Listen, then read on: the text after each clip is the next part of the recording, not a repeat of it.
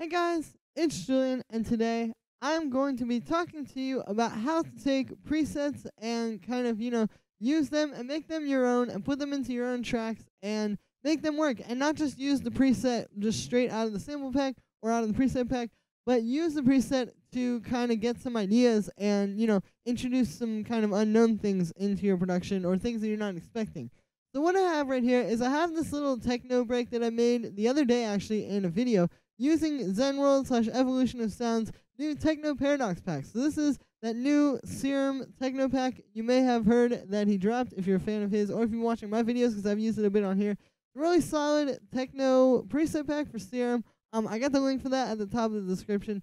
And yeah, I'll play you this really quick, and then I'll kind of talk about the idea here with the presets.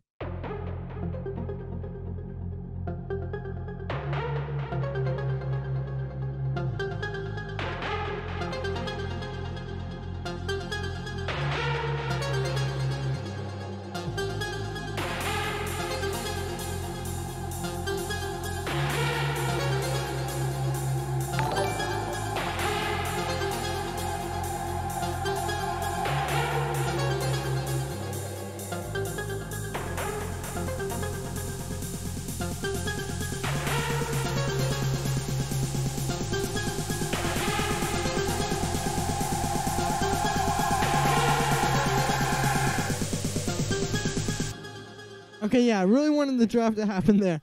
But anyway, so what this is this little like breakdown that I made. And basically every synth sound in here, like every kind of, like synth melody thing that you hear, basically everything that isn't these two drum sounds is made using sounds from this pack. And what I've done here is I've kind of taken some of them and tweaked them and done some things to them and just really made them kind of like my own and made them fit into here. And that's what I'm going to be talking to you about doing today. So the first thing I want to say here is that presets give you something kind of unexpected. It's like, it's not always so much about being lazy and not making your own sounds as it is, a lot of times if you just sit there and try to make a sound on your own all the time, like, you're going to get kind of burnt out on doing that. But if you take a preset, it kind of gives you something you're not expecting. Like, for example, with this lead, like,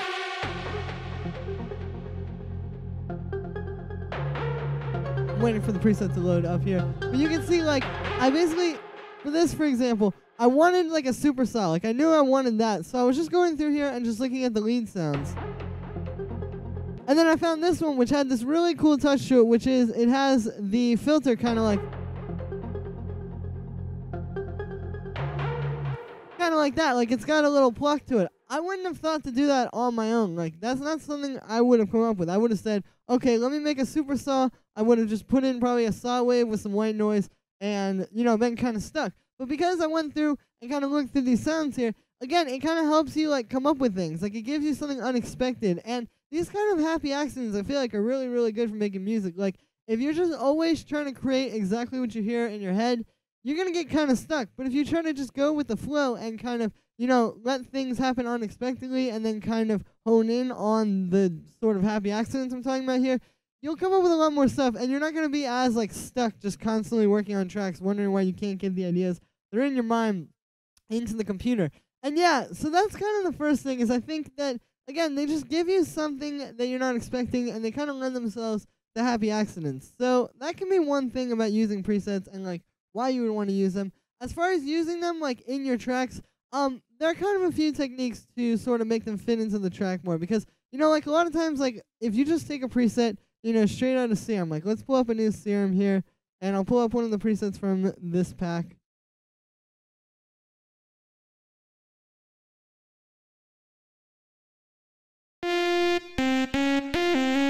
Like, that's cool, and it's got its own reverb and stuff like that, but it was made kind of in a vacuum. Like, it was made on its own.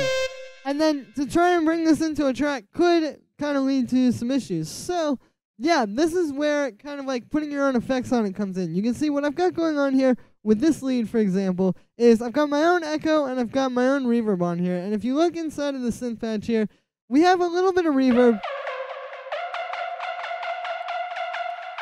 But you can hear that's more for, like, giving it kind of some space, like, kind of, giving it more of an interesting texture, versus, like, this echo and this reverb here you can hear if I turn those off. those are really what's like giving it the space in the track. So that's definitely like the first thing that I think is really good for kind of, making presets your own is taking them and giving them your own reverb and delay. Now, obviously, this isn't with everything. Like, for example, on this bass here,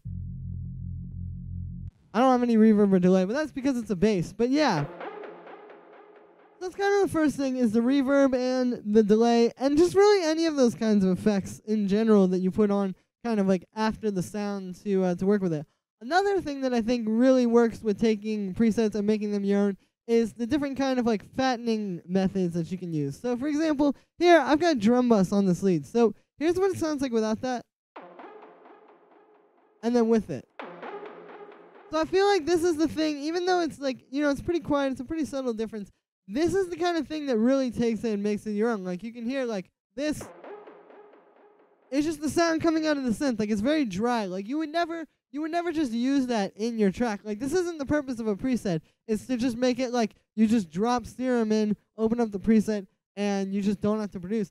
It's to kind of get, like I said, like a blank slate to work from here. So that's what we're doing. And then this is like the thing that kind of takes it over the edge and kind of fattens it up a bit and puts it into the track. And EQing is also like that as well, because if you listen to this, there's a lot of low end in there. So by cutting out the low end, you can hear we're kind of changing the sound of it a little bit. And most importantly, we're cleaning it up and making room for everything else in the mix. But yeah, so those kind of things make a big difference. You can also see that like with this bass here, like here's what it sounds like with no EQing or drum bus to fatten it up.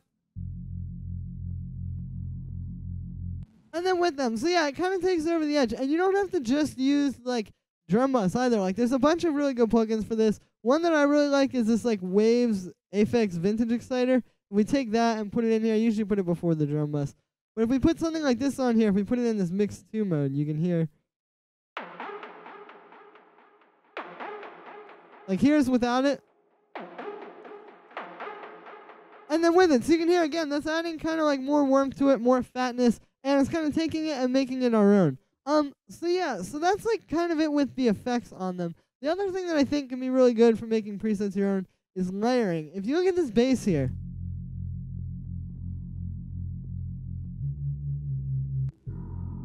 you can hear it more in this part.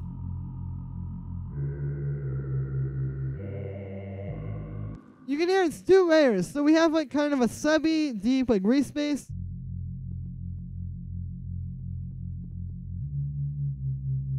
And then on top of that, we have this kind of like vocal ease sound.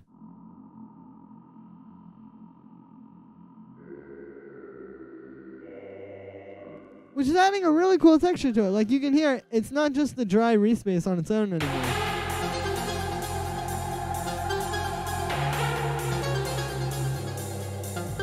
It's kind of adding something more to it. So this is another example. Like this is just a bass layered with a pad. And again, it's just all about getting creative with these sounds. Like I just kind of took this as like a blank slate, like some ideas that I wasn't going to just have on my own and kind of put it all together. And this is the kind of stuff that you can do. Like layering these together is a really, really good way to do it because you're just adding so much to each individual sound. And then when you put effects on them together as well, like in this case, we have the drum bus and the EQ8, like it kind of makes them more one. So it can just sound kind of like one sound. And then, at this point, like, if you're hearing this in a track, it's like 2 layers of different presets in there. You're not just going to be able to be like, oh yeah, that's this one layered or this one. It's like, no, you're listening to this whole thing. And it can kind of obscure it a little bit as well.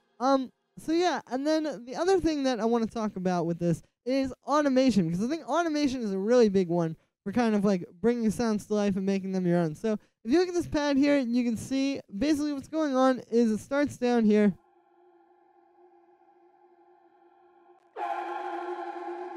And then we have this filter which opens up by the time we get to here, and then it's kind of like closing and opening again. And what this does is this is actually probably the most dry sound in here. Like you can see all these other ones we've got like drum bus, their own reverb and delay, all that kind of stuff. This one is just a pad on its own. And for one, I mean, it's a pad, so it's kind of a background element. But also, it's because this cutoff automation, the filter automation, I should say, is giving it so much movement. Like, because we're just kind of like constantly changing this throughout here. I mean, you're almost not thinking it's a preset, but like also, you can really take it and like explore the full dimension of what the preset can do. And again, it's just another way to kind of take it and make it your own and make it just not like just the same thing that it basically comes out of the, like that, like just sitting in one spot. Instead, we're giving it some movement, and that's kind of making it our own. You can see I've done this across the board here. Like we've got it on this base, I think. Yeah, this one's got it.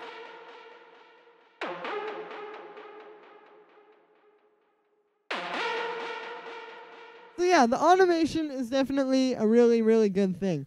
And then the last thing that I want to show you for making presets your own is actually just kind of going in and changing the preset. Like, if you just go in here and, like, let's say I just changed this to square waves. Like, we'll put on basic shapes on both of them, and then we'll just go up to the square. It gives you a totally different sound. And it's again, like I said, we're just using the preset as a blank slate, like a new idea, just to introduce something that we wouldn't have thought of before. Like, I probably would, like I was saying, making a super saw like this, I probably would have just put together, like, a saw wave, a little bit of noise, a bunch of unison, and kind of been on my way. But because we have all this stuff set up, we can play around with the preset, and again, it kind of puts you in positions that you wouldn't have thought to get into sound design-wise without it, And the same could be said for any of these sounds. Like, I could go in and change any of these and get a completely different sound, and we're just kind of using it as like a template to give us something that we wouldn't have done on our own. And yeah, so that is pretty much going to be it for this one, guys. I just wanted to show you kind of how to take presets and make them your own, because I know presets are very popular. I use them a ton in my tracks as well. I don't think there's anything wrong with using them, especially kind of like if you follow the advice I gave you in this video. So yeah, so that's it for this one, guys. Like I said in the beginning, make sure to check out the Paradox Techno Sound Set for Serum in the description. It's right at the top. You can't miss it. Make sure to check out my social media as well. All that is in the description. My Patreon and my sample packs, all that kind of stuff. Make sure to let me know what you think of this video in the comments. Make sure to like this video as well as subscribe. Thank you so much, everybody, and I will see you tomorrow with another video.